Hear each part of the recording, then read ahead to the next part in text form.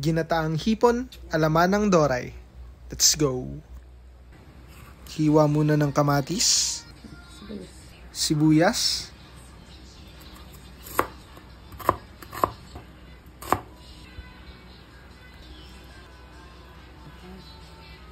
sunod naman yung bawang, pitpitin, tsaka i-mince.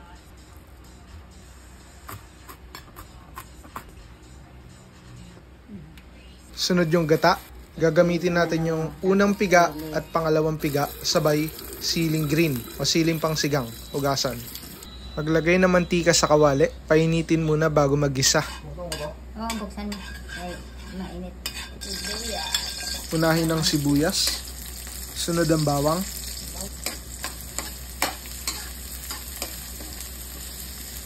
tapos kamatis.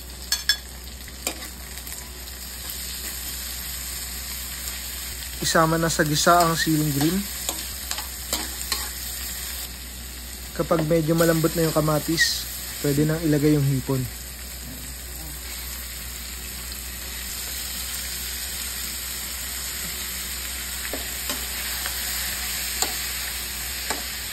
Lagyan ng patis at Magic sarap. pagtaas ng magic sarap, lagyan ng Paminta. sangkutsain hanggat maghalo ang mga ingredients. Gata. Ilagay ang pangalawang piga na gata. Takpan muna at pakuluin. Bubutong gata. Huwag kalimutang haluin kasi mamumuo daw yung gata. Ginataang hipon.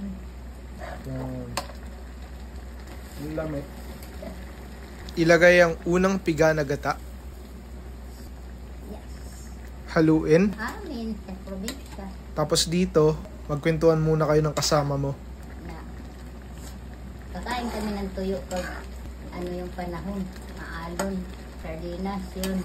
Pero pag hindi, sasarap ng mga isda, mga talakito, mayamanya, hipon, pogita, pusit. Sabihin, hindi makakain ang mahihirap kasi walang pambili. Hindi na binibili sa amin yan. Pinuhuli lang yan.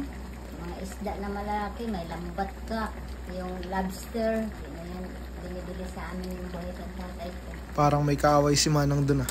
Ilan taon na mama mo ngayon? 101, July 30. Solid.